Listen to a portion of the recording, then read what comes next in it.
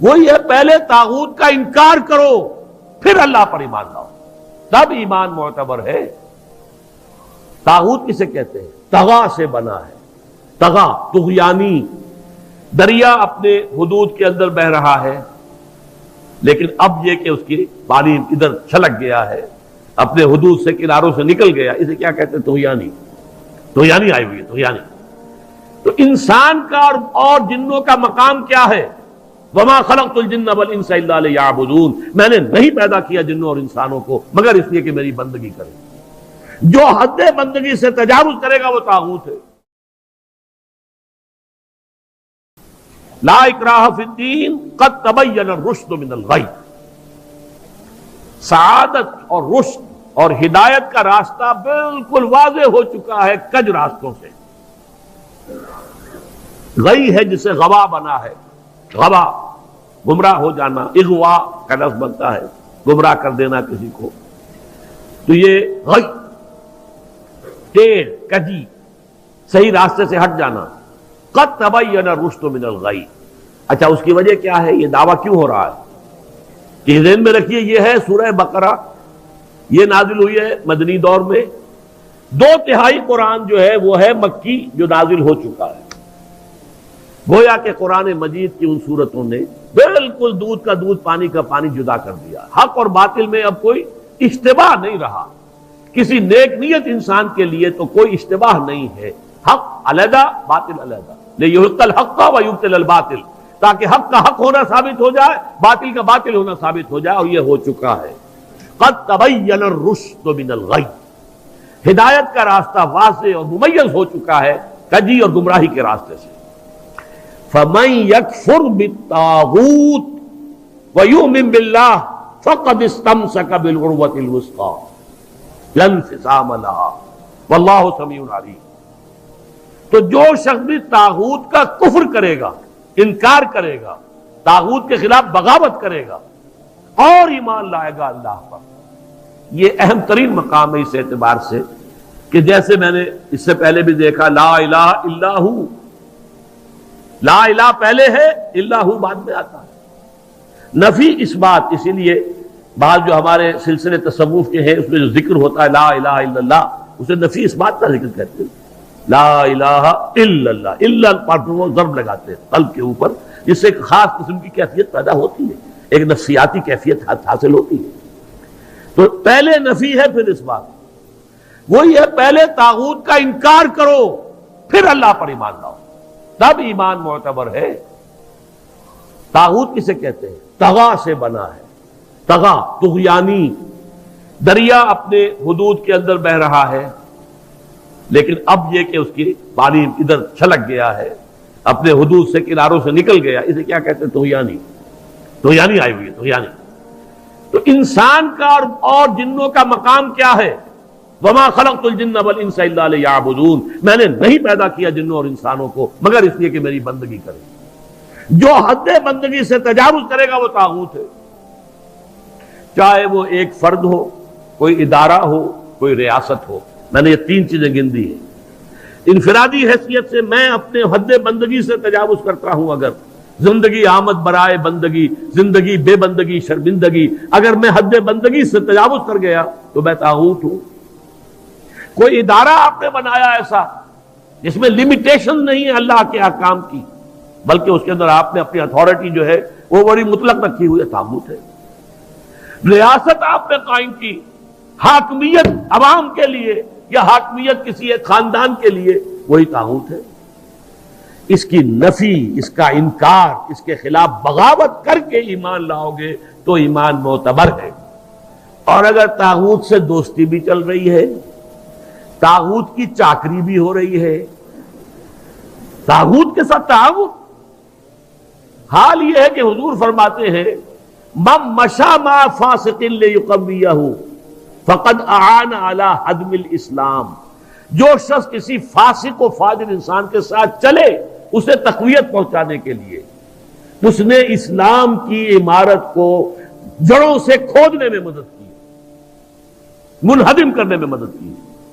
من مشا صرف چلنا، آپ کسی کے ساتھ چلتے ہیں تاکہ تقویت اسے ہو جائے، لوگوں کو معلوم یہ بھی ان کے ساتھ ہے، من مشا مع فاسقن، فاسق کافر بھی نہیں، فاسق لیقویہ، تاکہ اس سے تقویت پہنچائیں، فقد آن علی ہدم الاسلام، اسلام کی عمارت کو جڑوں سے کھود کر گرانے میں مدد کی۔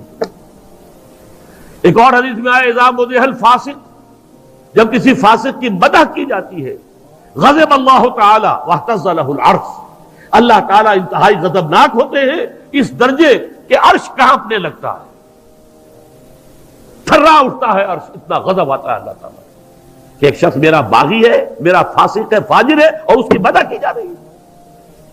اب اس کی روشنی میں آپ اپنے طرز عمل کا جائزہ لیجیے۔ لگے ہوئے ہم اسی نظام کی چاکری میں، اسی نظام کو تقویت پہنچانے میں۔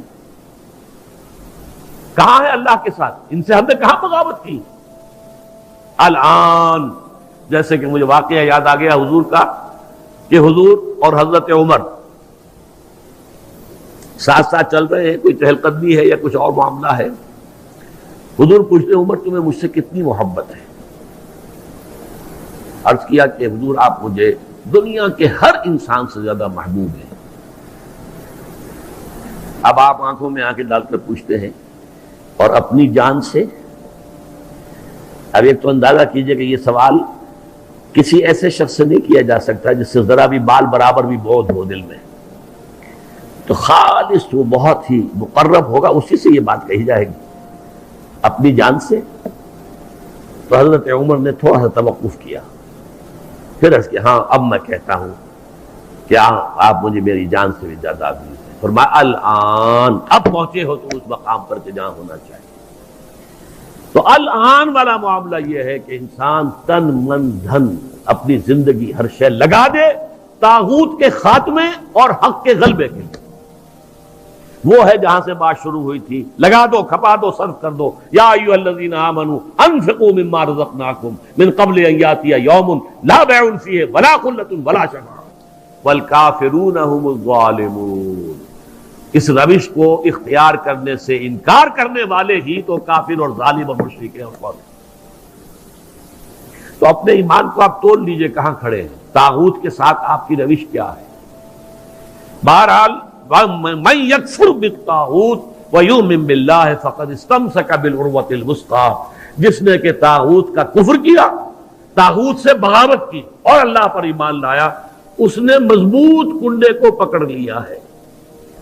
یہ جو نقشہ ہے یہاں پر، اس کو تمثیل سے سمجھ لیجئے۔ سمندری جہاز پہ فرض کیجئے کچھ شخص عرشے پر کھڑا ہوا ہے، کوئی ہچکولا ایسا آیا کہ گر گیا سمندر میں، اور آپ کو معلوم ہے کہ اس کے ساتھ کنڈے لگے ہوتے ہیں۔ اگر کوئی کنڈا اس کے ہاتھ میں آ جائے، فرض کیجئے تیرنا ویرنا نہیں جانتا غریب، کنڈا ہاتھ میں اگر آ گیا تو وہ کنڈا کبھی نہیں چھوڑے گا وہ، اس لیے کہ اس کنڈے کے ساتھ اس کی جان وابستہ ہے۔ بلکہ میں کہا کرتا ہوں کہ اگر کوئی شارک مچھلی آ کر اس کی ٹانگ کاٹ کے لے جائے تو وہ کہے گا جائے، لیکن یہ کہ میں اس کنڈے کو نہیں چھوڑوں گا، اس لیے کہ یہ کنڈا ہے کہ جس کے ساتھ میری اب جان وابستہ ہے۔ اسی طریقے سے گویا کہ انسان اپنی حفاظت اور تحفظ کے لیے وَمَن يَكْفُرْ بِالطَّاغُوتِ وَيُؤْمِن بِاللَّهِ فَقَدِ اسْتَمْسَكَ بِالْعُرْوَةِ الْوُثْقَىٰ، اس کا ہاتھ اس مضبوط کنڈے پر آ گیا کہ جس کے بعد اس کی گمراہی نہیں ہے۔ لَا انفصام لَهَا، جیسے کنڈا مضبوط ہے، وہ اپنی جگہ سے نکلنے والا نہیں ہے، وہ ہٹنے والا نہیں ہے، جگہ چھوڑنے والا نہیں ہے، ٹوٹنے والا نہیں ہے۔ لَا انفصام لَهَا، ایسا کنڈا اس پر اس کا ہاتھ آ گیا ہے۔ واللہ سمیع علیم، اللہ تعالیٰ سب کچھ سننے والا، سب کچھ جاننے والا ہے۔ یہ سمیع علیم تنوین کے ساتھ یہ صفات ہے۔ السمیع ہوتا تو اللہ کا نام ہو جاتا، العلیم ہوتا تو اللہ کا نام ہو جاتا۔ اللہ ولی الذین آمنوا یخرجہم من الظلمات الی النور۔ دیکھیے ترک موالات کی میں نے بات کی تھی نا، اب یہاں ولایت آ گئی۔ اللہ ولی ہے، پشت پناہ ہے، مددگار ہے، محافظ ہے، حمایتی ہے اہل ایمان کا۔ یعنی یہ جو کشاکش ہوگی اب حق و باطل کے مابین، طاغوت کے خلاف تمہیں جہاد کرنا ہے، کفر کرنا ہے، احقاق حق ابطال باطل کی جدوجہد کرنی ہے، تو تمہیں کسی کا سہارا درکار ہے، اللہ کا سہارا، اللہ کی مدد۔ جیسے حضور سے بھی کہا گیا وَاصْبِرْ وَمَا صَبْرُكَ إِلَّا بِاللَّهِ، اے نبی صبر کیجئے اور آپ کا صبر تو اللہ ہی کے سہارے پر قائم ہے۔ قوت تو آپ کو اللہ سے ملتی ہے. مسلمانوں سے کہا گیا وَاسْتَعِينُوا بِالصَّبْرِ وَالصَّلَاةِ، مدد حاصل کرو صبر سے بھی اور نماز سے بھی. تو اسی طرح فرمایا اللہ کی مدد شامل حال رہے گی. اللہ ولی الذین آمنوا، اللہ ولی ہے اہل ایمان کا. اور یہ رشتہ جو ہے موالات باہمی یا جسے ولایت باہمی کہتے ہیں. یہاں بھی ذرا سمجھ لیجئے، دو لفظ ہیں ہمارے ہاں، لوگ اس کو ایک دوسرے میں کنفیوز کر دیتے ہیں. ایک ولایت ہے، ولایت واو کے زبر کے ساتھ، یہ والی سے بنا ہے. والی دمشق یعنی حاکم دمشق.